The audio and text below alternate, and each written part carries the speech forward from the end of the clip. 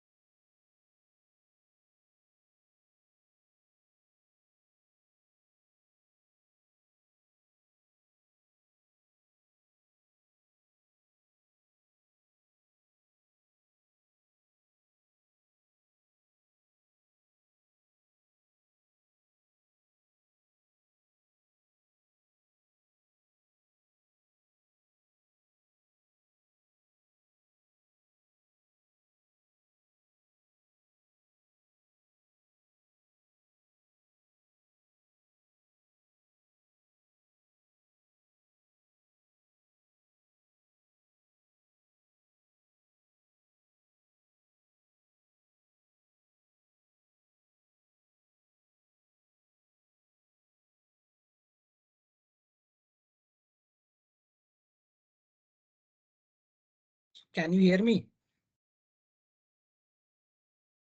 Hello. Yes, sir.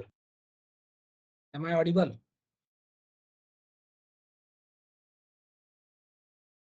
Okay. Am I audible to everyone? Yes, sir. Okay. So let us take 2-3 minutes and then we can join. Okay.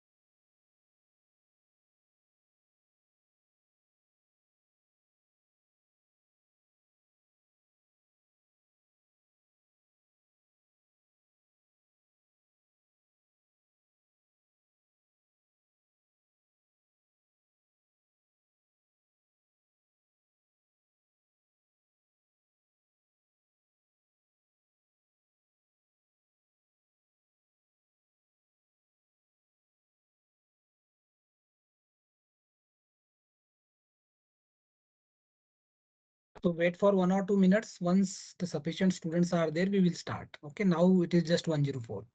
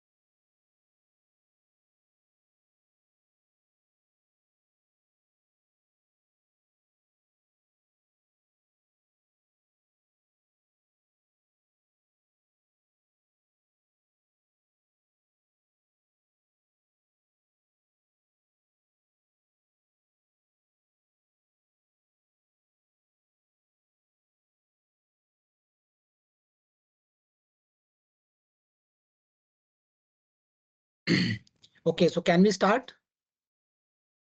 Hello, hello. Am I Yes, audible sir. to everyone? Okay, so please pay attention. Let me include if some students are there.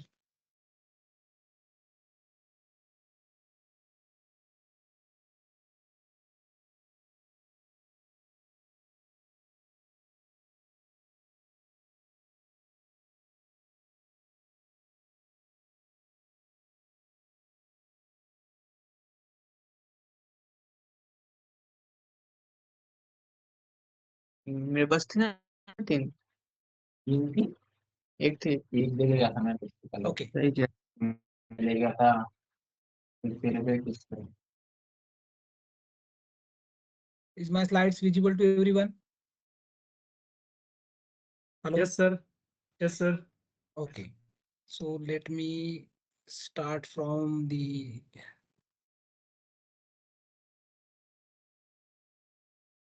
Okay, so in the last class today, we started looking at root locus, and then we have seen 6 rules given by Evans, and based on these rules, we have also looked at how we can draw the root locus for 2 case studies, isn't it? One with proportional controller and another one with PI controller, isn't it? How the root locus is going to vary and how we can uh, draw a rough sketch of root locus, and then we can refine the root locus based on the angle criteria and magnitude criteria. That is what we have discussed in today's class. What we are going to see today in this particular class is we are going to look at frequency response analysis of the linear processes. Before we start the frequency response analysis of the linear processes, let me ask this question: why frequency response? Okay, so see, remember how this course started. Initially, we had this first question in our first class was why process control, isn't it? We said process control is required because there will be continuous input of the disturbances in the system, and we wanted to negate the impact of these disturbances on the uh, response, isn't it? My control variable should not vary even if there is a disturbance coming in continuously in the process, isn't it? That was one reason. Another reason was to make the inherently unstable process stable. And the third reason was uh, to optimize the process, isn't it? So these are the 3 reasons for which the process control is required. Then we have seen several components of the required for process control. So we started with modeling, isn't it? We said we can do the control of the process only when we know the process well, and knowing the process well means what? Either we can perform the experiments or we can model the system in terms of equations, and then we can obtain the state of the system at any time and at any location by solving those equations, isn't it? So knowing the system is nothing but formulating the model. Then we said, okay, the model is formulated, how we can deal with this model? So for that, then we said, okay, we are now restricting our analysis only to linear process control. And in a linear process control, we will have a linear differential equations mostly. So in order to deal with this linear coupled differential equation, if we use Laplace transform, then the linear coupled differential equation will give me linear algebraic equations, and we can solve these linear algebraic equations easily, and we can find out the state of the system easily, isn't it? That's what we started. Then we said, okay, um, this is all right. We started looking at the components like modeling and Laplace transform. Now let's look at how this particular information we can use in control, isn't it? So there came the concept of feedback control system. There came the concept of stability, isn't it? Correct. So this is what we have seen over the period. All right, isn't it? Does it make sense what I'm saying to everyone? Yes sir Hello. Yes, sir. So in the stability also, see, when we seen the feedback control system, in feedback control system, we said uh, the feedback control system, since the controller is there and controller will have its own parameters which the user has to specify inside, isn't it? So value of kc, value of tau I, value of tau d, these are the parameters the user has to specify. And depending on what value the user is putting in this controller parameter, your system can be stable, unstable, your system can be oscillatory or non-oscillatory, isn't it? Or based on that, depending on where the roots of the characteristic equation are, your uh, the qualitative nature of your response you can predict, isn't it? So for that we started looking at Raoult stability criteria. In the Raoult stability criteria, we said we can find out the stability of the control system without finding the roots. That was the argument we gave, isn't it? Whenever I wanted to find out the stability of the control system, I can just solve 1 plus open loop transfer function equals to 0, and I can find out uh, the uh, the polynomial in S, and then based on this polynomial in S, I can use the Raoult stability criteria, and I can find out whether a given control system is stable or not, isn't it? Very, very easy. But then another argument we gave, saying that we can find out the stability of the control system without finding the roots, but still we need to know the location of the roots. Why? Because what type of response I'm going to get, whether it is oscillatory, whether it is non-oscillatory, this information we can get only by finding the roots, isn't it? And there came root locus, isn't it? So even though we started with Raoult stability criteria, but then we have to still move to the root locus, primarily because uh, the response, what type of response I'm going to have, is actually dependent on where the roots are located, isn't it? So more than stability, also what will be the nature of response, that is also important, isn't it? So that is the reason why root locus came into the picture. Now the question here is, we should have stopped the process control there itself, isn't it? We started with modeling, we started with why process control is required, then modeling, then Laplace transform, then feedback control system, and then stability of the control system. This is what we have seen so far, isn't it? But then why we have not stopped at root locus? Why we are extending our analysis to frequency response? This is the question. Did you get my question? Why I'm asking this question? We should have stopped our process control just before the frequency response. Why we are at all studying the frequency response? What is the reason? Anybody?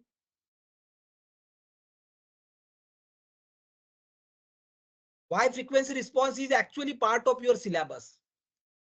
Should we eliminate this from your syllabus? Okay, because everything, all the components required in process control we have already studied, isn't it? Why process control, then modeling, then how we can analyze the results using Laplace transform, then feedback control system, and finally the stability of the control system. All the aspects we have studied. Then why we are looking at frequency response? What is the need of the frequency response? Is the question clear to everyone? Hello? Yes, sir. Yes, sir. No, but only one student is saying. I am asking all the students, please say, because I am Yes, only seeing sir. the screen. Okay. Yes, sir. So what is Yes, the sir. reason why process frequency response is at all a part of process control? Why we have not stopped our Sir, syllabus just before frequency response? Please go ahead. sir, sir, if the input of a system follows the that oscillatory input, then we will need this frequency response system. No, that is not the reason. That is not the reason. Oscillatory response we were anyway looking at earlier also, isn't it? Depending on the location of the roots, we can find out whether the response is going to be oscillatory or non-oscillatory, isn't it? Isn't it? Correct? Correct or not? Let's say here I am looking at the root locus. If my roots are complex, in that case I'm going to get the oscillatory response. Done. That part anyway we have covered in root locus. Then what is the reason of using the frequency response? Anyone? Any other reason?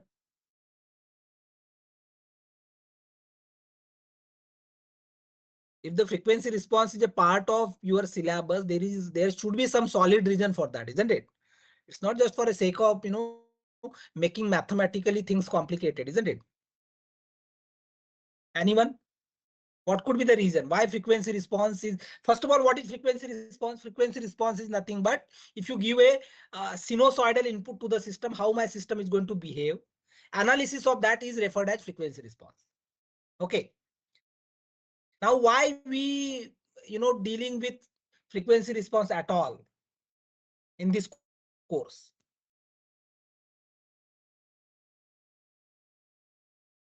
Sir, Any till other good now, reason? Ha, please go ahead. sir, till now we are giving not a sinusoidal input up to like So then I 2016. will ask, my counter question is, why sinusoidal input we are using? Do you think the real life input will be a sinusoidal input? Real life, the input will be, random. Hardly it will be sinusoidal, isn't it? Sinusoidal input is usually a tailor-made input, isn't it? Usually a sinusoidal input is a tailor-made input. Yes or no? But why we Sir, are, if studying input this? is, Uh, for example, if input is, we say electricity or voltage, then it will follow that sinusoidal type input, I think. no, no, no, no. And where the input is, okay, input to the process, let's say reactor you are looking at, flow rate coming to the reactor. Do you think it's an electrical signal? It's a Sir, material in flow. case, in It's a case if material flow, it is electric correct? signal, Huh? in case if it is electric signal, that it will follow the So I am sinusoidal giving you, input for 50 a hertz. real life example. There is a reactor. In this reactor, the input is the flow rate. Outlet is again outlet flow rate. So that is not coming from any electric signal. The input is input flow rate. Okay. It will not be a sinusoidal.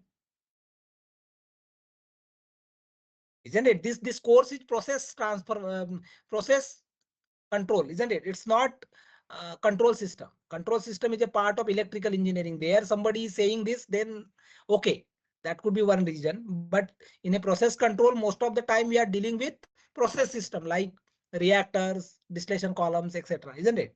So where this sinusoidal uh, input and its analysis is important. Why it is important?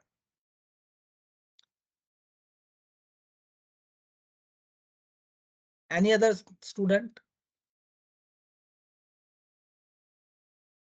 Okay, so let me give you the answer for this question. This is a very, very important question. Why I am saying, because most of the time, wherever the process control is taught, typically this particular question remains unanswered. People teach a frequency response, but they will never, explain you why frequency response. The reason for frequency response is date time. Okay, I will, as we go ahead, you will see why frequency response is relevant here. So whenever a process is associated with a date time, then the stability of the control system you can find out without approximating the date time only by frequency response. And every system you look at, there will be always a date time associated with that. There will not be any system without a date time. Date time is always associated with the system, isn't it? So whenever I am having a system with date time and I wanted to find out the stability of the control system, if I am using a route stability criteria or a root locus, for instance, in this case, let's say, okay, let me take example here to explain the concept. Okay, so here you can see that the GP is given as 1 upon tau 1 s plus 1 into tau 2 s plus 1, isn't it?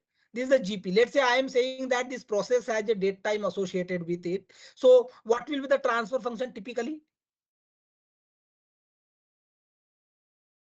What will be the transfer function? You will have an exponential term e raised to the power minus TDS. Yes or no? In the transfer function. Correct or not? Yes, sir. Hello? Yes, So sir. Yes. if I am having a e raised to the power minus TDS, what will be the characteristic equation? 1 plus k into e raised to the power minus TDS divided by s plus 1, s plus 2, s plus 3. Now exponential term is there in this characteristic equation. How I can solve this particular characteristic equation? There is one way of doing it. That way is you can approximate this e raised to the power minus TDS by a Paird's approximation, isn't it? You can approximate that by using a Paird's approximation and then solve it. But Paird's approximation, as the name itself suggests, it's an approximation. That means whatever the solution you are going to get will be a approximate solution. Okay. So whether you use a root locus or a route stability criteria, whenever there is a exponential term present in your transfer function, you can approximate that exponential term by using Paide's approximation. But then whatever the results you are getting will be approximate results. Okay. And date time is so commonly present in all the process that you will not be able to have any process without date time. Every process will have some date time, isn't it? Correct. Now the question here is, can I find out the stability of the control system without approximating the date time? You can find out the stability of the control system without approximating the date time only by using frequency response. And that is the reason why frequency response is a part of your syllabus. It's not, it's not to make your life, miserable in terms of mathematics. No, that is not the reason. The reason, prime reason for, involving the frequency response in your syllabus is the system with date time can be analyzed for stability without approximating the date time, only using frequency response, only using frequency response. And that is the reason why frequency response is a part of your syllabus. Is that clear to everyone? Is that clear to everyone? Yes, sir. Hello. Now this Yes, argument I yes, am sir. going to prove. I am going to prove this argument. Okay. Now so far we have not seen any proof why I am saying that date time can be date time can be analyzed without approximating it using a Paide's approximation by using frequency response. This particular argument I am going to prove. Okay. Okay, let us start with a very simple system. Let us start with a first order system. So this is the typical transfer function of the process, which is Kp divided by tau ps plus 1, isn't it? And let's say that there is a input to this process. Let's say ys is the output and input here is f of s. Let's say f of s is a sinusoidal input which is given as a sine omega t, where omega is the frequency. Okay. This particular proof we have seen earlier, but there I have given directly the final expression. But now you can see the detailed proof of this particular input for a first order system. So a sine omega t, I can obtain f of s. I can obtain the Laplace transform of this input. So that will be given by a omega divided by s square plus omega square. And if I multiply this f of s here, what I'm going to get is ys will be given as kp divided by tau ps plus 1 into a omega divided by s square plus omega square. Now in this particular equation, I wanted to find out yt. So I have to invert this entire equation to a time domain. How I can do that? I have to separate the partial fractions and then invert individual partial fractions into a time domain, isn't it? So in this case, I can divide this equation by tau p. So what I'm going to get? I'm going to get kp by tau p divided by s plus 1 by tau p into a omega divided by s square plus omega square. So again, this entire equation I am representing in terms of three roots, isn't it? Three roots of the denominator. So first root will be minus 1 by tau p, second root will be minus j omega, and third root will be plus j omega. So c1 divided by s plus 1 by tau p plus c2 divided by s plus j omega plus c3 divided by s minus j omega. In this manner, I have separated the partial fraction. And now I am actually finding out this constant c1, c2, and c3. What is the procedure? I have to multiply this entire equation by s plus 1 by tau p and then put s equals to minus 1 by tau p, and that will give me c1. So that's what we have done. We have multiplied this s plus 1 by tau p to both the sides, left hand side and right hand side. With that, what will happen? This s plus 1 by tau p will get cancelled out, isn't it? So only thing remaining on the left hand side will be kp by tau p divided by a omega divided by s square plus omega square. And then we have to put s equals to minus 1 by tau p.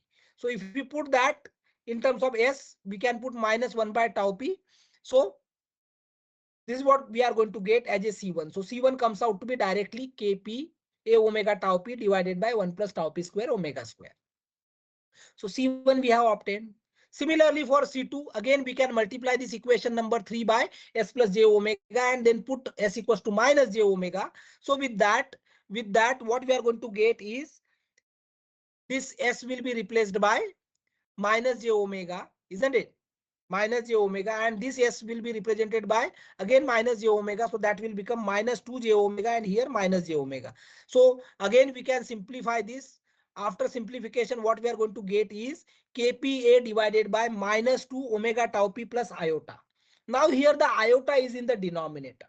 So whenever we have a iota in the denominator, what we do?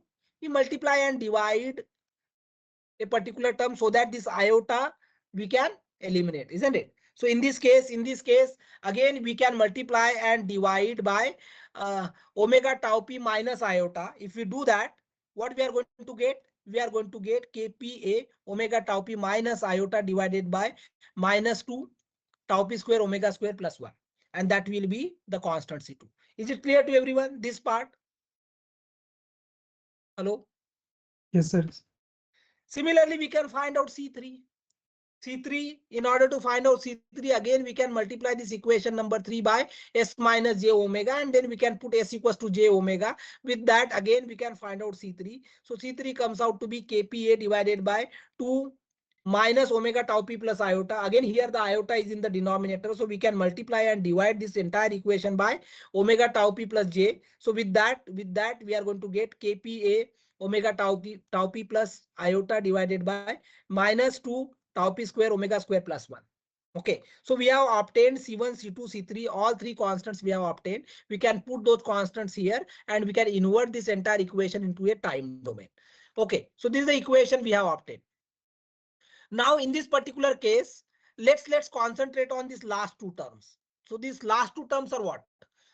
If I invert this entire equation into a time domain, what I'm going to get? I'm going to get yt will be given as c1 e raised to the power minus t by tau p. What will be the inverse Laplace transform of this? That will be c2 e raised to the power minus j omega t. And this last term is going to give me c3 e raised to the power plus j omega t. Now let's concentrate only on these last two terms. So these last two terms are c2 e raised to the power minus j omega t plus c3 e raised to the power j omega t. Now put c1, c2 and c3 here. So if we put C2 and C3, these are the terms which we have put. So in this case, C2 is given as kPa omega tau p minus iota divided by minus 2 into tau p square omega square plus 1. So this tau p square omega square plus 1 upon tau p square omega square plus 1, this entire term we have taken common.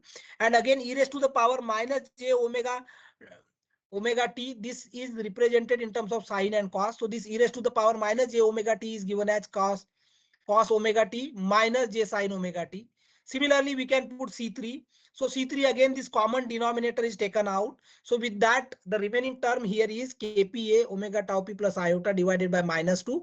And again, this e raised to the power j omega t is represented in terms of cos and sine. So that is given as cos omega t plus j sine omega t. Now we can rearrange all the terms. After rearranging all these terms, what we get is kPa tau p omega into cos omega t minus kPa into sine omega t divided by tau p square omega square plus 1. Okay, so I can separate these terms here. So ultimately, if we put those all the terms here, what we get is kp omega tau p divided by tau p square omega square plus 1 e raised to the power minus t by tau p. This second term, this minus kp a omega tau p is there, so that is written here minus kp a omega tau p divided by this common denominator, which is tau p square omega square plus 1 cos omega t, and this minus sign multiplied to this minus sign, that becomes plus. So the remaining term here will be kPa divided by tau p square omega square plus 1 sine omega t. Again, this cos omega t and sine omega t, these two terms we can combine, isn't it? Further, if we find out what will be the response at t tends to infinity, that means we are interested in finding the steady state response. In that case, e raised to the power minus t by tau p, this particular term is going to become 0, isn't it? Because tau p is a positive number, minus t by tau p, that this entire term is going to be becoming 0 as t tends to infinity, isn't it? So when t tends to infinity, this entire term becomes 0, and I can combine this remaining two terms using this particular formula. So a1 cos b plus a2 sin b will be given as a3 sin b plus 5, where a3 is given as under root a1 square plus a2 square, and 5 will be given as tan inverse of a1 by a2, isn't it? So that's what we have done here. isn't it? So with that, the steady state value of this yt is given as kpa divided by under root tau p square omega square plus 1 sine omega t plus phi, where phi is given as tan inverse of minus omega t. So this entire derivation we have done from the scratch. Remember when we have started initially, this I have given this last term directly. I have not derived at that time one by one. Okay, is it clear? This entire derivation is not there in your book. This detailed derivation is not there in your book. Okay, in your book only this final expression is given. Is it clear to everyone? Yes, sir. Hello. Okay, so now what we are concluding here, what we are concluding, if you look at this response YSST is nothing but what? It is nothing but the steady state response of the process when t tends to infinity, isn't it? So this steady state response is given as kpa divided by under root tau p square omega square plus 1 sine omega t plus phi, isn't it? What was the input to the system? The input to the system was a sine omega t. Correct? That was the input. So what we can conclude here, the input was sinusoidal. My steady state output is also a sinusoidal, isn't it? The only difference here is my output will have a amplitude of kpa divided by under root tau p square omega square plus 1. That will be the amplitude of the output. And further, this output will be lagging behind with a phase angle of phi. Why I am saying that this is a phase lag? Because phi is going to be tan inverse of minus omega tau p. This minus sign is there. That's why I'm calling this phi as a phase lag. Minus sign is there. Okay. So you can see that my output is lagging behind my input with a phase angle of phi. However, my output will be a sinusoidal wave with a frequency omega, but amplitude will be kpa divided by under root tau p square omega square plus 1. And you can see that the amplitude here depending, so see input will have an amplitude of a, but output will have an amplitude of kpa divided by under root tau p square omega square plus 1. Is that clear to everyone? Yes, sir. So the conclusion here is the ultimate response, also referred as a steady state response of a first order system to a sinusoidal input, is also a sinusoidal wave with the same frequency omega. Again, if we calculate the ratio of the amplitudes, ratio of the amplitude of output and the input, that particular term is referred as amplitude ratio. So amplitude ratio comes out to be kp divided by under root tau p square omega square plus 1. Okay. भैया क्या हो गया? Mute कर लो यार. Okay, so amplitude ratio will be given by kp divided by under root tau p square omega square plus 1. Okay, and the phase lag in this case will be given by tan inverse of minus omega tau. Now the important conclusion we can draw here is, this is for a first order system. For a first order system, the conclusion is my steady state output will also be a sinusoidal wave with a frequency of omega same as the input, and the amplitude ratio is given as kp divided by under root tau p square omega square plus 1, and the phase angle will be given by tan inverse of minus omega tau p. Now these three observations are not only true for the first order systems, but also for any of the linear system, any order linear system. You can see that a similar type of results you are going to get, and we are going to prove this generalization. Okay, so this sinusoidal input to the first order process, we have seen the analysis. Now we are going to see a generalized analysis, and then we can conclude that whatever the conclusion we are having here, similar conclusions we can get even for a general system, general linear multi-capacity processes. If you see, you will get a similar conclusion there. Okay, that is what we are going to prove. Before that, let's look at some basics. Remember, when we have started looking at the proof of the second order system and its amplitude ratio and phase angle, that was the tutorial number 6, if I am not wrong. There we have used one property. Remember, the property was whenever a complex number is there, the complex number can be represented in terms of its magnitude and phase angle. Correct? That was the property we have used. We are going to prove that property here. Okay, so let's see here. There is a sinusoidal input which is given by a dotted line.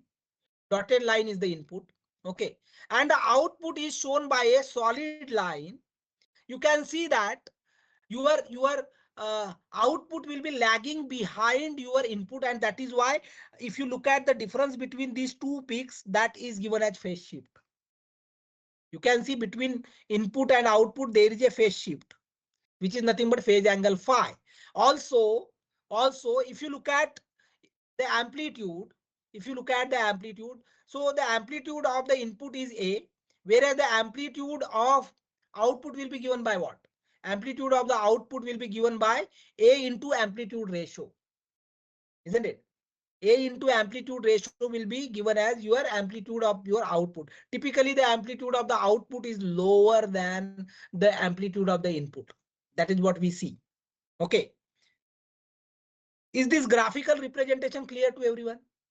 If something is not clear, please ask me, because this chapter is extremely important. If you don't ask me, if you don't get something, then we will have a difficult time.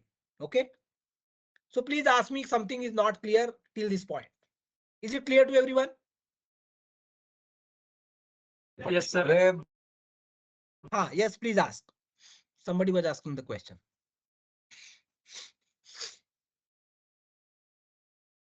Is there a question? Hello? No, sir. Okay. Okay. Now let's look at the property. Remember, I said any complex function can be represented in terms of its magnitude and its phase angle. Let's take a complex function W, which is represented as A plus JB, where W is given as A plus iota beta, where A is a real part and B is a imaginary part.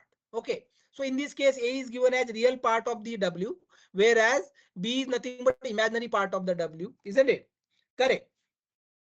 Now, if I wanted to find out the magnitude of this particular complex function W, what will be the magnitude? Magnitude will be nothing but what? Under root of square of the real part plus square of the imaginary part. Do you all agree with me?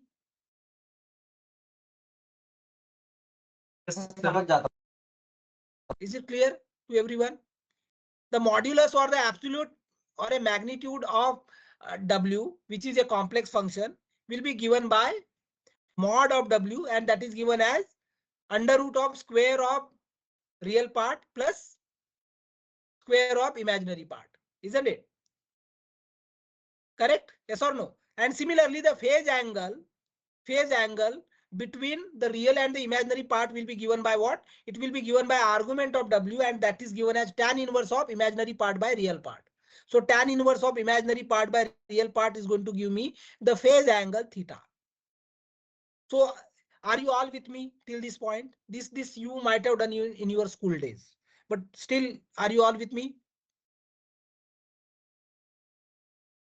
Hello? Yes. Can we go ahead? Hello? Can we go ahead? Please respond. Can we go ahead? If only one student is speaking, I feel as if I am, speaking to the screen. So you have to make the online classes little bit more lively, because I am not able to see you. Okay. So can we go ahead? Are you all with me? Yes, sir. Yes, sir. Yes, sir. Okay. All right.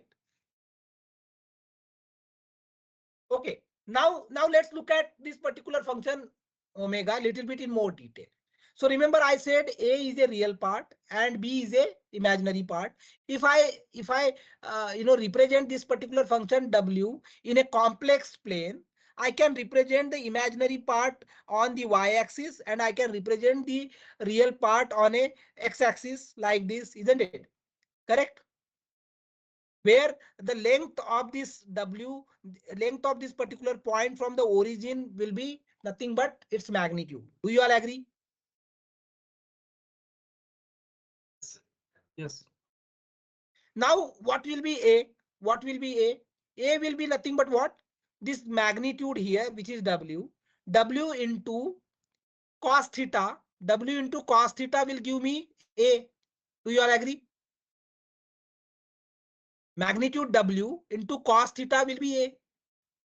Yes or no? See, remember I am saying that the length of this particular point from origin will be nothing but the magnitude. So magnitude is nothing but what? It's nothing but the mod of W, isn't it? So this particular length is going to give me the modulus W, isn't it? So what will be A? A will be modulus W into cos theta, where theta is the angle between the real axis, isn't it? Correct? Do you all agree? Yes, sir. Yes, sir. Similarly, what will be B? B will be nothing but modulus of W into sine theta. B will be the modulus of W into sine theta, because this is the length I am looking at. B. Correct? This is the length I am looking at. So now in this case, A plus J beta is what we have represented W. So now A is W modulus W cos theta, B is modulus W sine theta, and I can add in this equation. So what we will get? Modulus W cos theta plus J modulus W sine theta, that should be equals to W, isn't it? Now cos theta is represented by what? Cos theta is represented by e raised to the power j theta plus e raised to the power minus j theta divided by 2. And similarly, sine theta is represented by e raised to the power j theta minus e raised to the power minus j theta divided by 2 iota. If I put this sine theta and cos theta in this particular equation, this is what the equation I'm expected to get. Now this iota will get cancelled out with this iota, and this omega modulus I can take it common, isn't it? And if I collect the other remaining term, what I'm going to get? I'm going to get modulus omega into e raised to the power j theta. So we have proven what we have proven here. Any complex number can be represented in terms of its modulus and its phase angle using this equation. Do you all agree? Yes, sir. This is what one of the question one student has asked me in the tutorial. Remember? So this is the proof. Any complex function can be represented in terms of its magnitude, which is nothing but the modulus of W, into e raised to the power j theta, where theta is nothing but the phase angle. Okay. All right. Is it clear to Yes, sir. everyone? Yes, sir. Now, let's say I am having another complex function which is given as a minus j beta. The only difference is here the plus j beta, jb is there. Here a minus jb is there. So minus iota b is there. Correct. Now in this case, if I find out the magnitude of this z, what will be the magnitude of this z? Under root of a square plus under root of minus j square. So minus j square will be just j square. So modulus of z will be same as modulus of w. Do you all agree? Yes. But when you are comparing the phase angle, what happens to the phase angle? Phase angle, I will have a minus sign here, isn't it? When I'm looking at the phase angle of this, I will have modulus of w into e raised to the power minus j theta I'm going to have. So clearly the argument of z should be equals to minus of argument of w. Do you all agree? So phase angle will be minus sign here. Do you all agree? Yes. Okay. Now once these basics are done, now the question here is how we can use these basics intelligently to obtain the frequency response. Just a minute.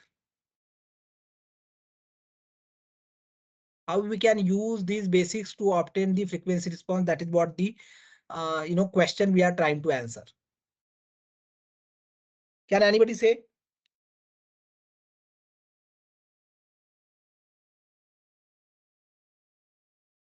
Can anybody say how we can use?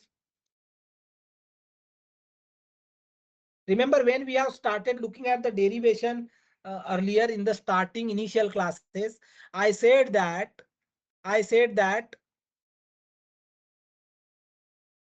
this proof we have seen first order process with a sinusoidal input, a detailed complex proof we have seen. In fact, we don't need to have such a complex proof. Instead of having such a complex proof, we can obtain the final answer directly without doing the complex proof. That is what I said. And I said at that time that this particular procedure we are going to look at later on when we will look at the frequency response. Do you all able to remember?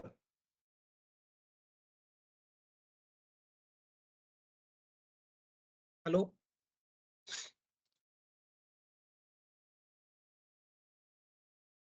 Are you able to remember what I'm saying? I am saying Yes. that remember this complicated proof we have obtained. Remember this entire complicated proof we have done, isn't it? And finally, we have obtained this equation. YSS is given as KPA under root tau p square omega square plus 1 into sine omega t plus phi. And I am saying that in order to obtain this proof, I don't need to go through this entire detailed procedure which I have shown here. In fact, I can get this final answer directly. There is a trick to get this final answer directly. And what is that trick? The trick here is whenever you are having a linear stable system, you just replace s by j omega in the transfer function. You can replace just s by j omega in the transfer function and then find out the phase angle and the magnitude. So magnitude will represent the amplitude ratio, whereas the phase angle will represent the phase lag. That is what it is. Okay. You just have to put s equals to j omega in the equation. Let's see. This is the first order process, Kp tau ps plus 1. The same as this, isn't it? We started with the first order process, Kp tau ps plus 1, isn't it? Now replace this s by j omega. So if I replace by s by j omega, what I'm going to get? I'm going to get Kp divided by j omega tau p plus 1. Correct? Yes or no? Now this iota is in the denominator. So what I have to do? I have to multiply and divide this entire equation by minus j omega tau p plus 1 so that I can get iota in the numerator. Do you all agree? Correct or not? Yes. So if I do that, what I'm going to get? I can multiply this entire term. So what I'm going to get? This Kp is multiplied to this first term. So that will be Kp divided by, here this denominator is going to be what? This j square omega tau p square minus j square omega tau p square plus 1, isn't it? So minus j square will become plus 1. So what we are going to get is tau p square omega square plus 1 in the denominator, and then numerator I am going to have Kp into minus j omega tau p plus 1. So ultimately after separating the term, what I'm going to get is Kp divided by tau p square omega square plus 1 minus Kp omega tau p iota divided by tau p square omega square plus 1. So now this is the real part and this is the imaginary part. If I wanted to find out the magnitude of g of j omega, what will be the magnitude of g of j omega? Magnitude of g of j omega is nothing but under root of square of the real term. Square of the real term will be what? Kp divided by tau p square omega square plus 1 whole square plus square of the imaginary term, which will be nothing but minus Kp omega tau p divided by tau p square omega square plus 1 and whole square. So this tau p square omega square plus 1, tau p square omega square plus 1, this is the common term, isn't it? Isn't it? And the square of that is there, isn't it? Correct? Do you all agree with me or not? So if I take the square of this particular term plus square of the second term, I can take this entire term common, isn't it? So what I'm going to get? In the numerator, I am going to get Kp square divided by this square plus second term will be kp omega tau p is a divided by tau p square omega square plus 1, and this kp term I can take it out. So that will be, this will be 1, and this minus of tau p omega square will be there, isn't it? So that 1 square term will get cancelled out here. Is it clear or not clear? Maybe I can derive for you. Just give me a minute. Is the derivation clear? How we are getting this kp divided by uh, under root tau p square omega square plus 1? Are you all getting? Yes, sir. Yes, sir. I I will derive. Just give me a minute. Give me a minute.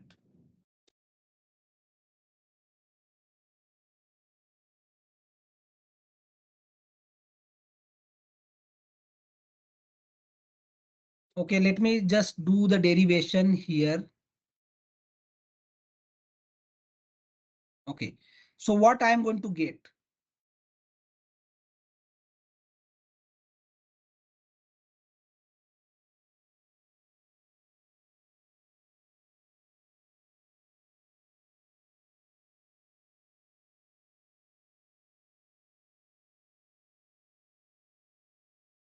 This will be nothing but kp divided by tau p square omega square plus 1 whole square, correct? And again the square of this entire term, but this minus sign will also going to become plus. So I am omitting that minus sign. So what we are going to get here? Kp omega tau p divided by tau p square omega square plus 1. And this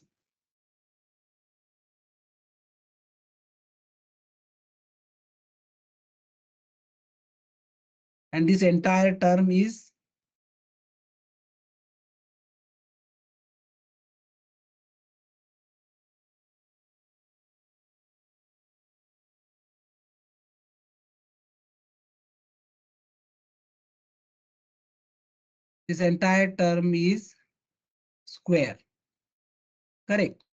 Now this kp square is here, that this kp square, and here also kp square is there, so that kp I can take it out. So kp I have taken out, isn't it? Now what is the remaining term? What is the remaining term? 1 is here, isn't it? So 1 plus omega square tau p square, isn't it? So what I'm going to have? 1 plus omega square tau p square, and divided by I will have 1 plus omega square tau p square whole square, correct? Now this first term will get cancelled out with the square term. So what we are going to get is kp divided by under root of 1 plus omega square tau p square. Do you all agree? Correct? Yes, sir. Yes, sir. So this is what we have obtained here. See, kp divided by tau p square omega square plus 1. Is that clear to everyone? Hello? Yes, Sir, sir. sir, Yes, sir. Please tell me. sir, can we put S equal to J omega in if the process is unstable? If the process is unstable, then no. I will prove that. Why we are saying no. Okay. All right. This is only possible when the process is stable. Okay. Process is stable means the transfer function should be stable. Okay. That is what we are going to prove. All right. Is it clear to everyone? So you can see this is the amplitude ratio we have obtained directly. Yes or no? This is the amplitude ratio. See, the amplitude ratio is given by what? The amplitude ratio we have defined here is kp divided by under root tau p square omega square plus 1. I have obtained directly this amplitude ratio just by putting s equals to j omega. That's it. Isn't it? Similarly, the phase angle is tan inverse of imaginary part of g of j omega divided by real part of g of j omega. Now, imaginary part of g of j omega is this minus kp omega tau p divided by tau p square omega square plus 1, and this entire term divided by kp divided by tau p square omega square plus 1. So this denominator will get cancelled out with this denominator. Again, this kp will get cancelled out with this kp. So ultimately, the only term remaining will be minus omega tau p. Is it clear to everyone? So you can see that amplitude ratio and phase angle directly we can obtain by replacing s by j omega in the transfer function and then finding the magnitude and phase angle. So when we are finding the magnitude of g of j omega, this is equals to the amplitude ratio. And when I am finding the phase angle of g of j omega, that is nothing but phase lag directly. So you can see I don't need to do a detailed derivation like this. No need. I can directly get the phase angle and the amplitude ratio directly by putting s equals to j omega. Is it clear to everyone? Hello? Is it clear to everyone? Yes, sir. There is a reason why s equals to j omega. Okay. Here I have not proven it, but why s equals to j omega, there is a reason, and we can prove. Mathematically, we can prove why s should be replaced by j omega. Maybe I can give you a qualitative reasoning here. When we get a sustained sine wave, tell me, in a complex plane, when we get a sustained sine wave, anyone? Remember, we have said the stability. In the stability, how we find out the stability? Where the roots are located in the complex plane, isn't it? When the roots are located on the real What axis, on side the of left hand side of the imaginary axis, we get a stable response, but exponential response.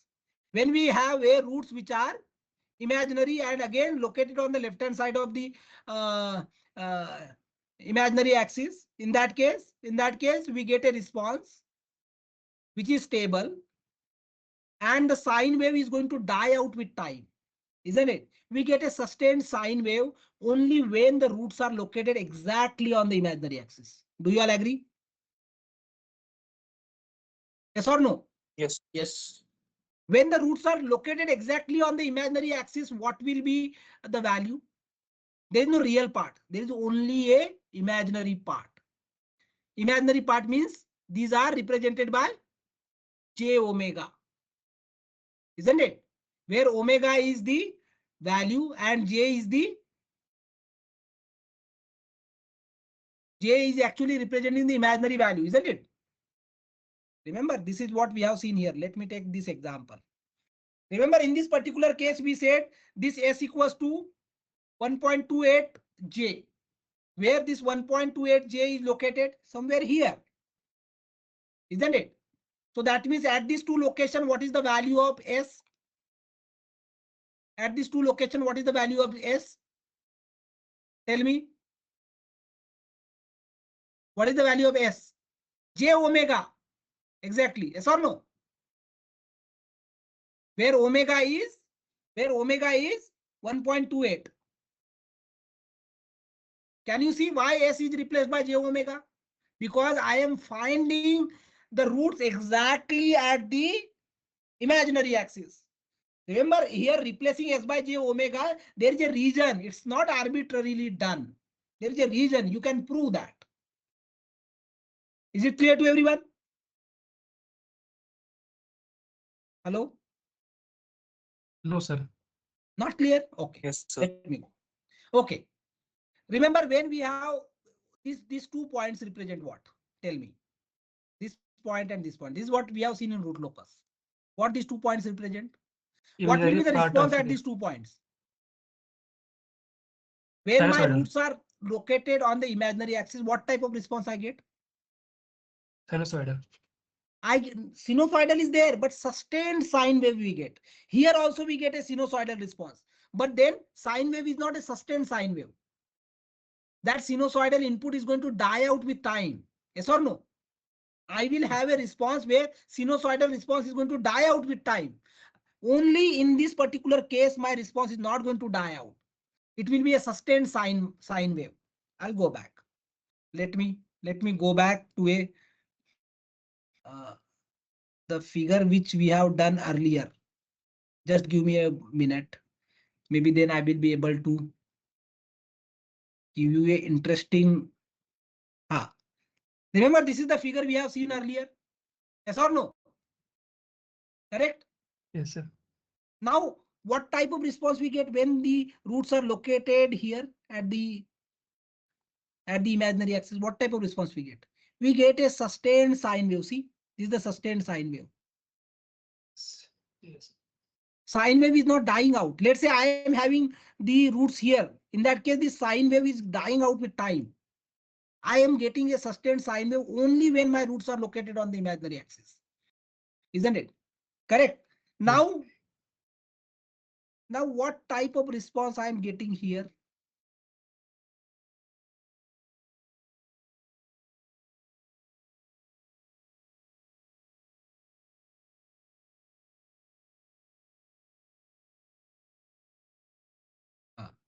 This is what we are seeing. What type of response we are getting here?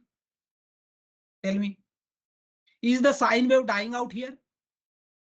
No, sir. We are getting a sustained sine wave. That is what we have written here. See, my ultimate response is going to be a sinusoidal wave with the same frequency, and it is not dying out. It's a sustained sine wave I am getting. So when I am getting a sustained sine wave, what it means? What it means? It means it is on the It imaginary means axis. that the roots are located on the imaginary axis. That is what the meaning is.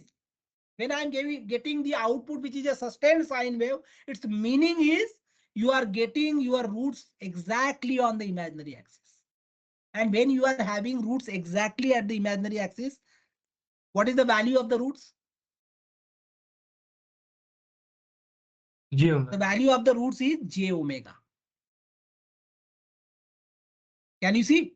Here omega is 1.28. You are getting s equals to plus or minus j omega. That's it. Correct?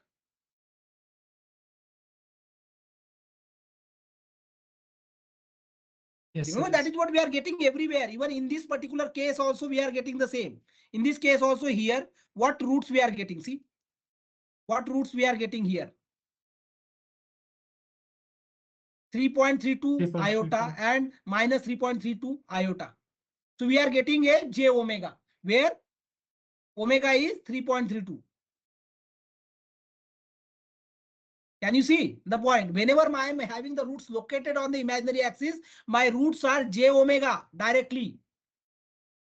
So now you can see whenever I am getting a sustained sine wave, whenever I am getting the sustained sine wave, replacing s by j omega, replacing this s by j omega is actually making sense. It's not arbitrarily done. There is a reason why we are replacing s by j omega, because this is the location where I'm going to get the sustained sine wave. And in this particular case, I'm getting a sustained sine wave, and therefore replacing s by j omega makes sense. It's not arbitrary. Is it clear to everyone? Yes, sir. Clear. I'm not able to, get that confidence from you. Is it clear to everyone? Your answers are not confident. Is it clear to everyone? Yes. Yes, sir. So see, Yes, this sir. type of discussion you will not get in book at all. I am telling you, this type of discussion is not there in any of the book, that I can confidently say. Okay. All right. Let's move. Let's move. Now, okay.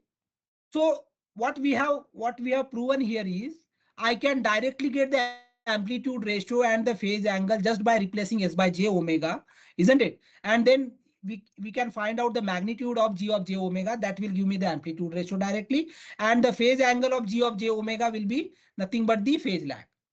Okay. Now let's prove this particular thing in a generalized manner. Now, so far we have proven only for the first order system. Let's prove it for a general system. Okay, so let's say g of s is a transfer function of any system, isn't it? Which is given as qs by ps, isn't it? Where the roots of this p of s is going to give me the poles, yes or no? And for a timing, let's assume that this particular process is a stable process. So that means all the roots of P of S are located on the left hand side of the imaginary axis. Is that okay? Yes, sir. Yes, sir. Now we wanted to prove a generalized results. What are the generalized results? Generalized results are this. These are the three generalized results. The ultimate response of the system to a sinusoidal input is also a sinusoidal wave. This is what we have to prove first. Second thing is the amplitude ratio. The amplitude ratio of the process should be equals to the modulus of G of S by substituting S by J omega. This is the second result we have to prove. And the third result is the phase angle of the process is given by the phase angle of G of J omega. This is what we have to prove on a generalized transfer function. So let's take a generalized transfer function G of S, which is given by QS by P of S, isn't it? So in this case, let's say the input F of S is input F of T is A sine omega T. So F of S will be A omega divided by S square plus omega square, isn't it? So if I multiply this F of S in this particular equation, so Y of S is given as G of S into A omega divided by S square plus omega square. Do you all agree? The G of S is any general transfer function of a stable process. Is that okay? Yes, sir. Yes. Now, in this particular case, okay, when I'm saying that this G of S is a transfer function of any process, it can be any nth order process. I can represent this G of S in terms of different poles, and I can separate their individual partial fractions like C1 divided by S minus P1 plus C2 divided by S minus P2, and that summation goes all the way to Cn divided by S minus Pn, where P1, P2, P3 all the way to Pn are the poles of the denominator P of S. Do you all agree? Yes, sir. Yes. Now I am saying that this process, this remember this entire bracket is actually coming from where? This is coming from G of S. Whereas this remaining two roots, these remaining two roots are actually coming from what? These are coming from the sinusoidal input. Do you all agree? Yes. Now let's say if I invert this entire equation into a time domain and uh, and find out the response at t tends to infinity, what will be the contribution of this particular term? The contribution of this particular term will be C1 e raised to the power minus P1t e raised to the power P1t plus C2 e raised to the power P2t plus C3 e raised to the power P3t, and that summation goes all the way to Cn e raised to the power Pnt. Correct. And we are assuming that P1, P2, P3 all the way to Pn all are the negative numbers. Why? Because the system is stable. If the system is stable means what? All these poles are located on the left hand side of the imaginary axis. That means P1, P2, P3 all the way to Pn, all these poles are negative values. Do you all agree? Yes. Yes. So what will be e raised to the power P1t when t tends to infinity? 0. Zero. So contribution of all these terms are going to be zero when t tends to infinity. Yes or no? Correct. So that's what is happening when I'm looking at the output at uh, y at t tends to infinity. Actually, the contribution because of the process becomes zero, and the only contribution because of the input is there, and that is corresponding to the sinusoidal wave, sustained sine wave. Okay. So this is what we are proving here. See, this is the entire term. These two terms are coming from the input. So this bracketed terms are going to give me the terms like e raised to the power P1t, e raised to the power P2t, all the way to e raised to the power Pnt. And since P1, P2, Pn all have the negative real parts, when I am looking at the steady state value at t tends to infinity, all these terms are going to become zero. All these terms are going to become zero. So steady state value of y when t tends to infinity will be given by what? A into e raised to the power minus j omega t plus b into e raised to the power j omega t. Do you all agree? Because the contribution because of this process transfer function are going to become zero when t tends to infinity. So only contribution remaining will be from the sinusoidal input, and that is given here. Do you all agree? Yes, sir. Okay, so once we have represented this, now the only thing required is I wanted to find out these constants a and b. Remember here, these a and b are the constants. So I only need to find out the constants A and B. How I can find out A? Tell me. I can multiply this entire equation.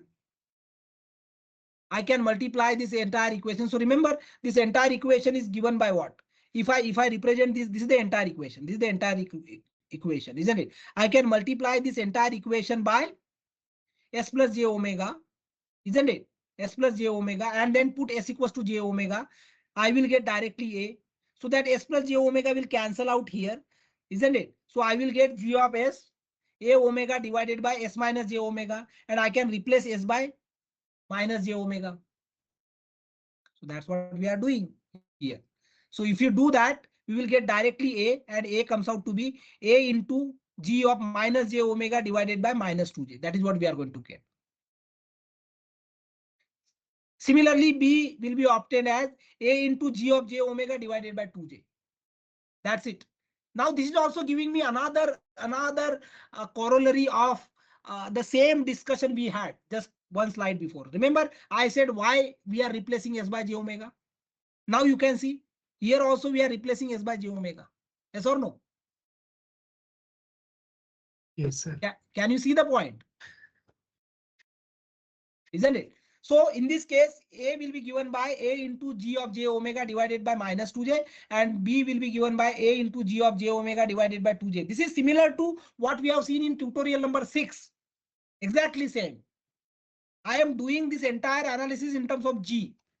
So see this entire term will be here equals to this term, isn't it? Now I can multiply this entire term by s plus j omega. So what will happen to the left hand side? In the left hand side, this s plus j omega will get cancelled out here, and here I will have only term associated with a when I put s equals to minus j omega, isn't it? So only term remaining here will be a. All other term will be multiplied by s plus j omega, and therefore that all the remaining terms are going to become zero, except a. So only a will be remaining here. So a will be given by g of minus j omega into a omega divided by, again this s will be replaced by minus j omega into minus j omega. So that becomes minus 2j omega. So that's what we are getting here. See, ag minus j omega divided by minus 2j. Okay, all right. Is that clear? Hello. Yes, sir. Similarly, B will be given as A into J of J omega divided by 2J. 2J. And now I can put this A and B in this equation, in this particular equation, and simplify. So A into G of J omega divided by minus 2J e raised to the power minus J omega t, plus A into G of J omega divided by 2J into e raised to the power J omega t. Again, this G of J omega and g of minus j omega and g of j omega, these two terms. See, g of j omega is what? This is a complex number. So I can represent g of minus j omega in terms of its magnitude and phase angle, isn't it? So g of minus j omega can be represented as magnitude of g of minus j omega into e raised to the power minus j phi. I am using the same property here, which is this, isn't it? Any complex function can be represented in terms of its magnitude and phase angle. So same property is used here. See, so g of minus j omega is given as g of minus j omega, magnitude of that into e raised to the power minus j phi. Now magnitude of g of minus j omega is actually same as g of j omega. Magnitude of g of j omega doesn't matter. So I can represent this as magnitude of g of j omega into e raised to the power minus j phi. Similarly, this g of j omega can be represented as magnitude g of j omega into e raised to the power j phi. And this again I am going to put in this original equation, and I can take this magnitude term common. If we take this magnitude term common here, what we left with is this a into g of j omega. We can take magnitude of g of j omega, we can take it common. So what we are left with is e raised to the power j omega t phi minus e raised to the power minus j omega t plus phi divided by 2j, and this entire term can be represented as sine omega t plus phi. So this is what the equation we are getting. Now if I compare this particular equation with the input, what was the input? What was the input? This is the output. Remember, this is the output. What is the input? A sin omega t. A sin omega t. So if I compare this input with this output, what is the amplitude ratio? G This is the omega. amplitude of the output, isn't it? A into magnitude of G g of of G j omega. omega. And the amplitude of the input is A. So what will be the amplitude ratio? G of G omega Directly modulus. magnitude of g of j omega. And phase angle phi. Phase angle phi is nothing but the phase angle between the imaginary part and the real part of g of j omega.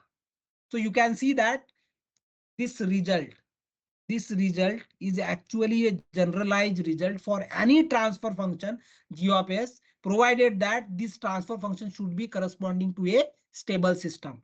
Do you all agree? Yes or no? Yes, sir. So that is what we are concluding here. The last equation proves that we set out to prove that the ultimate response at as t tends to infinity is a sinusoidal input with a phase angle.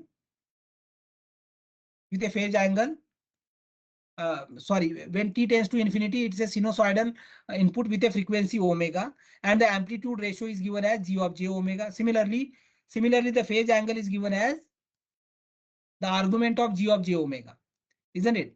Now let's apply this entire analysis to different processes. Okay, so let's say if I am having a pure capacitive process, what is the transfer function of the pure capacitive process? The transfer function of the pure capacitive process is Kp by S. Let's replace this S by j omega. So that gives me Kp divided by j omega. And it is equals to, since this iota is in the denominator, we have to multiply it and divide by j omega. So what we are going to get? We are going to get Kp j omega divided by minus omega square, isn't it? Minus omega square. So this omega will cancel out with the omega which is in the denominator. So we are going to get minus j Kp divided by omega, isn't it? So this will have a real part 0 and the imaginary part is given as minus Kp by omega. Do you all agree? So what will be the amplitude ratio?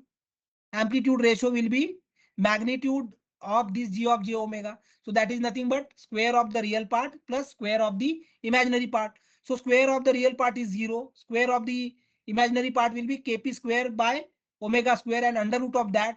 So what we are going to get? Magnitude of g of j omega will be given as Kp by omega directly. And what will be the phase angle? Imaginary part by real part. Imaginary part is minus Kp by omega. Real part is 0, isn't it? So that is minus infinite. So tan inverse of minus infinite is minus 90. So you can see that whenever I am having a pure capacitive process, my amplitude ratio is Kp by omega, whereas my phase shift is minus 90 degree. Again, you can see this particular transfer function Kp by S. Where this S is located? What is the value of S here? What is the root of the denominator? 0. So when my roots are located at the origin, what is the process? Process is stable or unstable? Process is stable or unstable? Anyone? Hello? Stable. So you can see that this is the stable process and we can clearly obtain the amplitude ratio directly replacing S by j omega. That gives me Kp by omega as the amplitude ratio and the phase angle comes out to be minus 90. Okay. Now let's look at the n non-interacting capacities in series. So when I am having n non-interacting capacities in series, we are having G1s, G2s, GNs.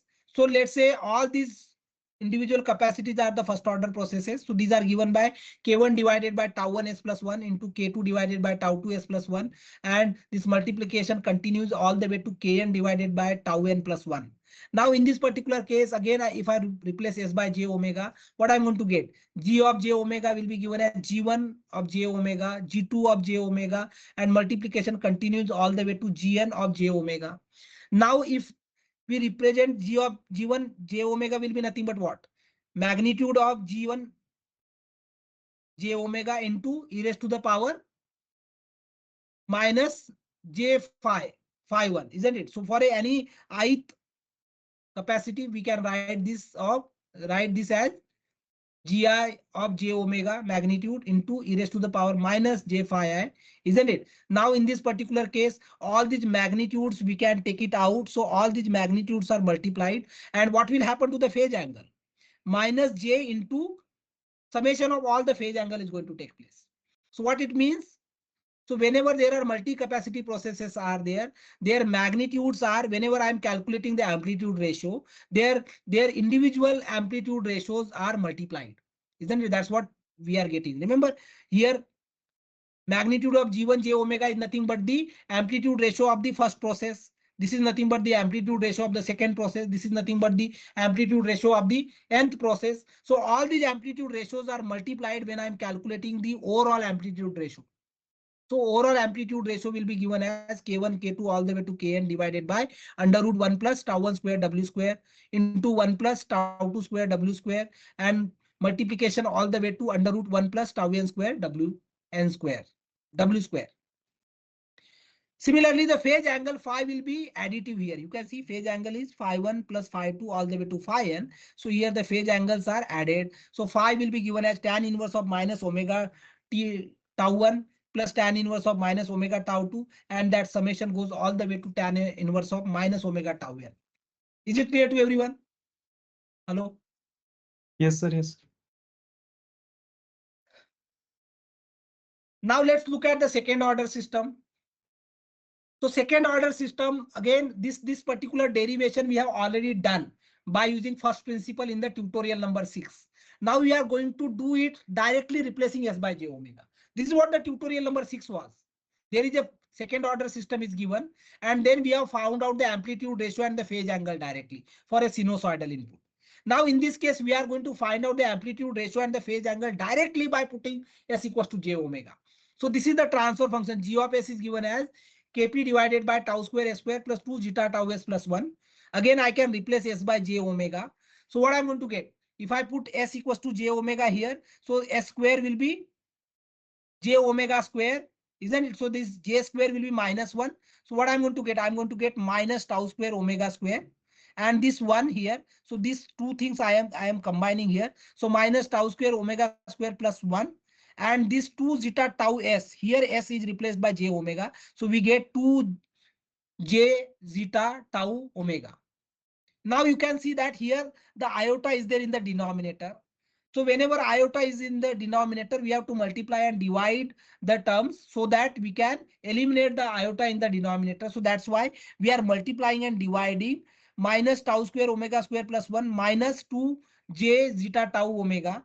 If you do that, in the denominator, what we are going to get is 1 minus tau square omega square whole square plus 2 zeta tau omega square, isn't it? And in the numerator, this Kp is multiplied to this entire term. So this Kp multiplied by this first term is going to give me the real part. So Kp into 1 minus tau square omega square divided by under root 1 minus tau square omega square whole square plus 2 zeta tau omega whole square. This will give me a real part minus this iota I have taken out minus iota into 2 Kp zeta tau omega divided by, again this common denominator 1 minus tau square omega square whole square plus 2 zeta tau omega whole square. This particular term gives me the imaginary part. Now again we can find out the amplitude ratio. What is the amplitude ratio? Square of the real part plus square of the imaginary part and under root of that. So if you do that, we can directly get the amplitude ratio, which is nothing but G of J omega, which comes out to be Kp divided by under root 1 minus tau square omega square whole square plus 2 zeta tau omega whole square. This is what we are going to obtain if we square the real part plus square the imaginary part and add them and take the under root of the entire term. That will give me the amplitude ratio directly like this. Similarly, the phase shift or a phase angle will be what? Tan inverse of imaginary part. So this is the imaginary part divided by the real part. So this denominator, common denominator will get cancelled out. This Kp will also get cancelled out. So what is remaining will be minus of zeta tau omega divided by 1 minus tau square omega square. That is what we are going to get. So phase angle in this case comes out to be tan inverse of minus 2 zeta tau omega divided by 1 minus tau square omega square. And again, the minus sign is there. So clearly this entire term is going to give me a phase lag. Okay. Is it clear up to this to everyone? Hello. So here we are taking assumption that second order system is a stable process. So second order system is always stable. Second order system is always stable. Remember we said second order system. Okay. Let me look at, okay, let's look at this particular problem. This will give you a second order system. So what will be the roots? Minus 1 by tau Minus 1 1 by and tau. minus 1 by tau 2. Yes. And tau 1, tau 2 are positive. So Yes, that means your roots are always always located negative. on the left hand side of the imaginary axis. In fact, we will prove. In fact, we will prove first order system and second order system are always stable. As we go ahead in the frequency response, we can actually prove that the first order system and the second order system are always stable. Third Yes. order system can be unstable. Okay, we will prove that. All right. Yes. Is that clear? Yes. Now let's look at the date time. Let's look at the date time. Date time, what will be the transfer function of the date time? E raised to the power minus TDS. E raised to the power minus TDS. That is what the date time is. Now this particular equation I can compare with the standard equation. What is the standard equation? When I am having g of s as a complex function, I can represent it in terms of the amplitude ratio and into e raised to the power j phi, where you can see that the amplitude ratio directly comes out to be 1 and the phase angle phi will come out as minus TD omega, because this s will be replaced by j omega, isn't it? So TD omega will be minus TD omega will be the phase angle. Now this is a very interesting equation. Why? Because this simple analysis of the phase angle here by replacing this date time here by representing this s by j omega is actually giving me the amplitude ratio equals to 1 and the phase angle of minus TD omega. And combining this amplitude ratio and the phase angle in this entire equation is easy. And this is the reason why you don't require a simplification of the exponential term when you are using a frequency response. When you are using a frequency response, you don't need to simplify this exponential term at all. You can directly represent this exponential term in the equations of the amplitude ratio and phase angle without simplifying. Okay. I will again prove why this particular equation is important. I will prove as we go ahead. In fact, half of the answer, remember I said in the starting of the class, why frequency response? Because it enables solving the feedback control system even with the date time without approximating it. You don't require the approximation of the date time when you are doing the frequency response.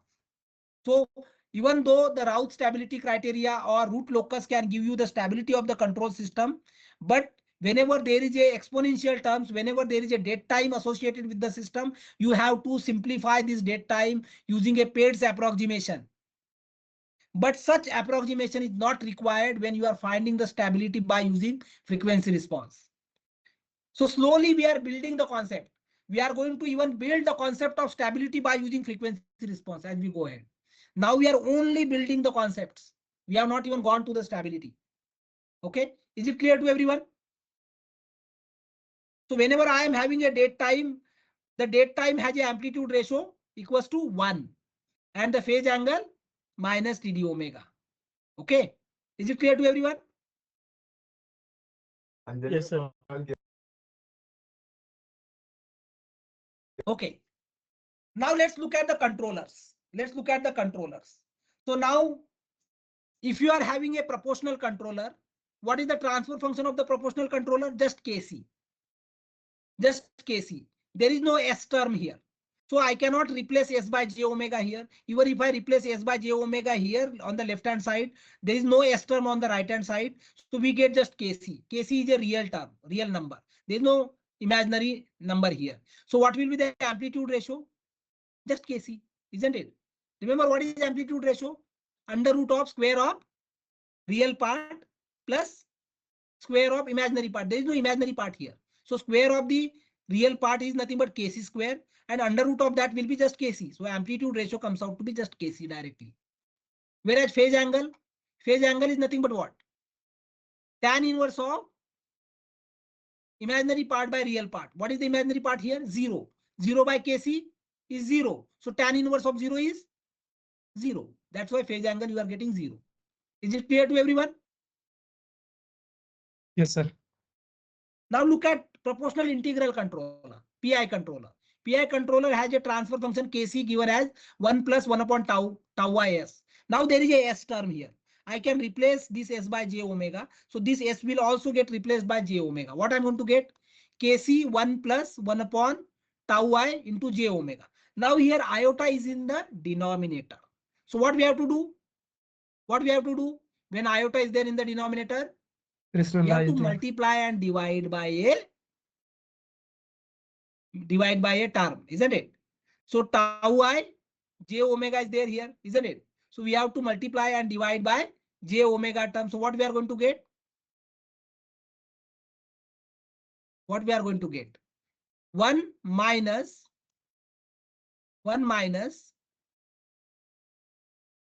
if I multiply and divide by j omega, 1 minus j into omega divided by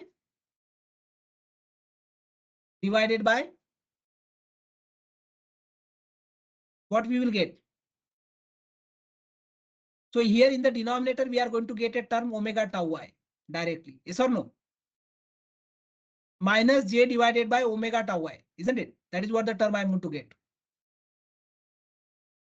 Yes or no? Yes, sir. Yes. Maybe I can do that. Just wait. Maybe I can do that. So I am able to do it. So I can replace s by j omega. So you will get Kc 1 plus 1 upon j omega into tau I. Now this entire term we can multiply by minus j omega divided by minus j omega here. So we will get Kc 1 minus this j omega that becomes uh, this minus and minus is there, so that will become minus j square omega square. So that minus of j square will be -1. So plus we are going to get, but this minus sign is there and this omega square is there, but numerator I am having the omega, so that omega will get cancelled out. So what we are going to have is j divided by tau I into omega.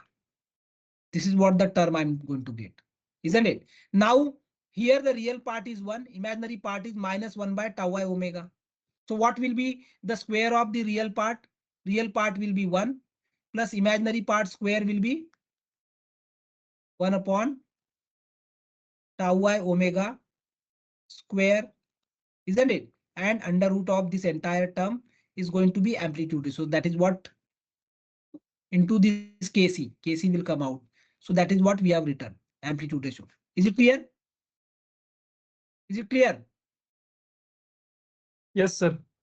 And phase angle will be imaginary part by real part. So this is the imaginary part. So -1 upon tau I omega divided by a real part, which is 1. So minus of tan inverse of minus of 1 upon omega tau I, that will be the phase angle directly. Correct? Similarly, if let's say we are having proportional derivative controller, this is the controller, proportional derivative controller. So in this particular case, if I replace this s by j omega, I am going to get the amplitude ratio, which comes out to be Kc under root 1 plus tau d square omega square. That is what I'm going to get. And the phase angle comes out to be tan inverse of tau d omega. Now this is a very interesting thing. Okay, this is a very interesting argument here. Remember here what we have obtained, phase angle phi comes out to be tan inverse of minus of this term. And that's why we are going to get a phase lag here. Correct? You can see this is the tan inverse of minus term. So we are going to get a phase lag. But what about proportional derivative controller? What is the tan inverse of TD omega? There is no minus sign here. There is no minus sign here. So what we can conclude here? Whenever we have a derivative controller, instead of getting a phase lag, we are getting actually a phase lead. We are getting a phase lead here. There's no minus sign here. So you can see, remember what happens in the derivative controller. Derivative controller actually anticipates the future error. That's why we are getting a phase lead here. Can you see the point? Derivative controller actually does what? It actually predicts the future error, isn't it? So that's why we are getting a phase lead here. Now let's look at the proportional integral and derivative controller. So proportional integral and derivative controller, this is the transfer function I am having kc 1 plus 1 upon tau is plus tau ds. Here again we can replace s by j omega. If I replace s by j omega, then the amplitude ratio comes out to be kc under root in the bracket td omega minus 1 by tau I omega whole square plus 1. So see, this is the plus. This particular term td omega will be plus for the uh, derivative controller and minus for the integral controller. So that's why this term comes out to be td omega minus 1 by tau I omega whole square plus 1. Again, here in this case, the phase angle comes out to be tan inverse of td omega, tan inverse of td omega minus 1 by omega tau I. So here you can see that when I'm having the PID controller, I can have phase lag or phase lead both depending on what is the value of TD and tau I. What is the value of tau D and tau I? Depending on that, I can get phase lag or phase lead. Okay. Is that clear to everyone? Hello? Yes, sir. Yes, sir. Okay. So now what is the time? I think it is 8:40. I will only explain this Bode diagram and we will stop. Again. Hello? 5G unlimited और क्या हो गया भाई 5G का किसको discussion कर रहे शुभम शुभम हैं? Somebody is discussing 5G. Okay, so let me give you a description of the Bode diagram and then we will stop. I will not take more than 5 minutes. Remember, I have promised that we will continue this class only up to 8:45. Okay. Okay, so what is Bode diagram? Bode diagram is a very important. Remember, so far we have only looked at if there is a sinusoidal input given to the first order process, second order process, pure capacitive process, date time, proportional controller, PI controller, PID controller, what type of amplitude ratio and the phase angle we are expected to get. That is what we have found out. Correct. Remember, I said the frequency response is used for what? It is used for stability. What was the need of frequency response? You can find out the stability of the control system involving the date time without approximating the date time only by using frequency response. So ultimately our aim is to understand the stability by using frequency response. But we have not said anything about the stability so far. Okay, so this is what we are trying to understand now. Stability actually, the important part in the stability of the control system using frequency response is a Bode diagram. Bode diagram is named after the scientist Bode. Okay, what is Bode diagram? So Bode diagram actually gives you a, it's a convenient way to represent a frequency response characteristic of a system. In this particular case, in a Bode diagram, there are two types of plots. One is we are plotting amplitude ratio versus frequency. That is plot number 1. And again, we are plotting the phase angle versus frequency. So both these plots we are plotting. And then we are trying to find out the stability of the control system based on these two plots. There is something called as a Bode stability criteria, which we will again look at in detail as we go ahead. So Bode diagram constitutes a convenient way to represent the frequency response characteristics of a system. The amplitude ratio and the phase angle of the ultimate response is obtained with respect to the frequency omega. Okay, it has two plots. The first plot is amplitude ratio versus frequency, and the second plot is phase angle versus frequency. These are the two plots we are looking at. Now let's look at the first order process. So first order process amplitude ratio is given as Kp divided by under root 1 plus tau p square omega square. So remember, in this case, the omega is varying from 0 to infinity. I wanted to represent how my amplitude ratio is varying with respect to frequency omega, and frequency is varying from 0 to infinity. So in order to represent the results in a given plot, we actually plot this amplitude ratio and the frequency in a log scale. Why in log scale? So that we can able to represent the frequency value from 0 to infinity. That is the reason. Okay. So typically the log plot is used for representing AR versus omega, and a semi-log plot is used to represent the phase angle versus omega. Okay. So let's look at the first order system. So first order system amplitude ratio is given as Kp divided by under root 1 plus tau p square omega square, and the phase angle is given by tan inverse of minus tau p omega. Now here AR, I can find out AR by Kp and I can take a log of that. If I take a log of AR by Kp, what I'm going to get? I'm going to get minus 1 by 2 log of, remember in this case, the log to the base 10 is there. Okay, so I can take log of AR by Kp equals to minus 1 by 2 log 1 plus tau p square omega square. Here we have taken a log. We have not taken a ln. It's not a natural log. This is a log to a base 10. Please note that here this log is a log to the base 10, not to a base. It's not a natural log. Okay.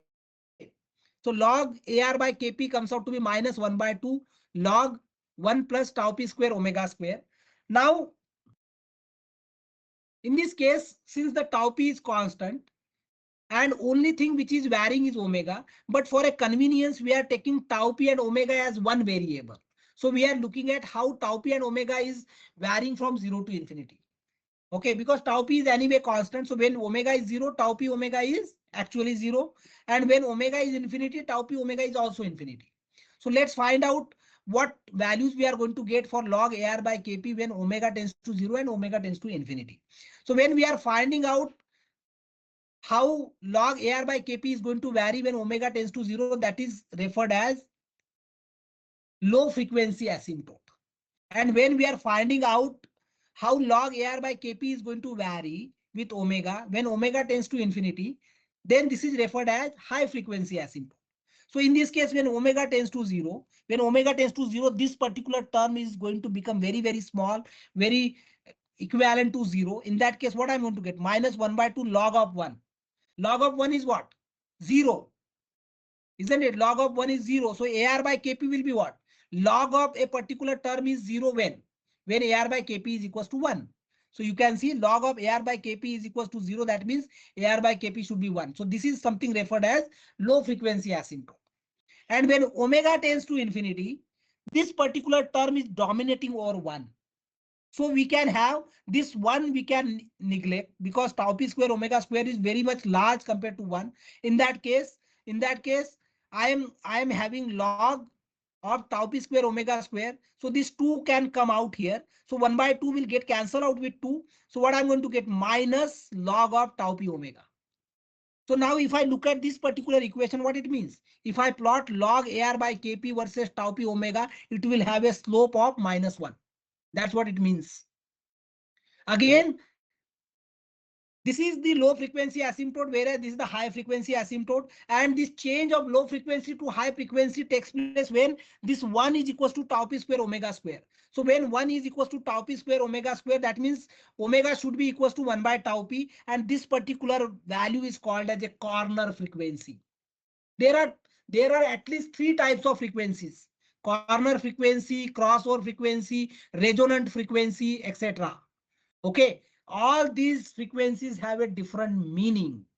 And we are going to look at these little bit in more detail in the next class. So you can see that if I plot AR by Kp in a log plot versus frequency, you get a low frequency asymptote where AR by Kp equals to 1. And in a high frequency asymptote, the slope comes out to be minus 1. So this is the high frequency asymptote. This is the low frequency asymptote. Again, similarly, we can plot a phase angle. So phase angle starts from 0 and it goes to minus 90 when I am having a first order process. We are going to look at these details little bit in more uh, uh, detailed manner in the next class. So we will stop here unless you have any questions. Hello? Hello? Sir, frequency response and whatever we covered today will not be a part of quiz. No, it will be a part of examination. The only thing is whatever we will cover up to frequency response, after that, that will not be a part of the examination. Remember, I said there are several topics like feed forward control. There is a topics like control system with multiple loops. There are the topics like this, what we call it as a, uh, uh, inferential control or adaptive control. This will not be a part of your examination. I will probably cover that in the next week. Frequency response, most likely we will cover by this Friday. Okay, so that will be the syllabus of your examination. Is that clear? Frequency response Yes, will sir. be a part of examination. Please note that. Whatever we will cover after the frequency response will not be a part of your examination. Sir, Is that clear? frequency response is part of Hello? कुछ सभी part है क्या ये? Akshay, is there any question? No, sir. Akshay Raj, is No, there sir. any question? So you are discussing with your friends. That's why I'm asking. Please note that the frequency response will be a part of your examination. Sir, Frequency of quiz or response and how to design the controllers using frequency response. That is definitely a part of your examination. But the higher uh, the topics of advanced process control like feed forward control, inferential control, control system with multiple loops, control system with large date time. These are the topics we will not have in the examination. Probably I will cover in the next week some of these. Okay, because these are already there in your gate syllabus, but those will not be part of your examination. But frequency response and designing the controller using frequency response will definitely be a part of your examination. Both this examination, quiz 2, as well as your end term examination. Is that clear to everyone? Sir, exam means major or quiz, sir? Both examinations. So quiz is on this Sunday and your major examination will be whatever the schedule is there. Okay. The frequency response will be part of quiz or not, sir? It will be a part of quiz. Whatever we will cover Okay. by Friday will be a part of your quiz. Okay. So there are 2 more tutorials we have to cover on frequency response that we will cover probably in the next week. Okay. There are 2 tutorials, tutorial number 12 and tutorial number 13. So one tutorial is on Bode plot. Another tutorial is on designing the controller using frequency response. Remember, I said the frequency response is actually for finding the stability. We have not gone there so far. We are only looking at the concepts. We have not gone there. Okay, most likely tomorrow's class we will touch upon that particular thing, and Friday probably will complete. Okay, is that clear? Hello. So let me download the attendance, and then we will wind up. Let me download the attendance. Download the attendance list. Okay. All right. Most likely, I will award the attendance to all the students. Most likely. Okay. Let me just go through the attendance whether the people have attended. Hmm. All right. Okay. So I'm extremely sorry for taking this 2 hours. But anyway, I have promised that these 2 classes are actually the classes which we missed in the Diwali week, isn't it? Based on your request. So definitely we wanted to make up those. Uh, so then we will have a class tomorrow and we will have another class on Friday. Most likely we will cover the entire syllabus for your examination by Friday. And whatever the advanced topics are there, those probably we will cover in the next week. Is that okay?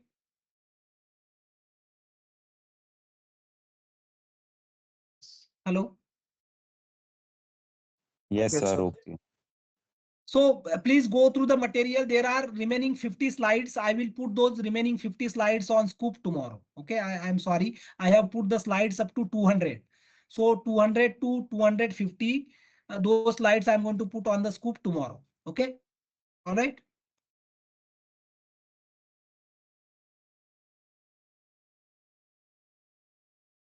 Okay, so let's stop here and see you tomorrow. Thank you, sir. Thank you everyone for joining. Thank you, sir. Okay, Thank you, all sir. right.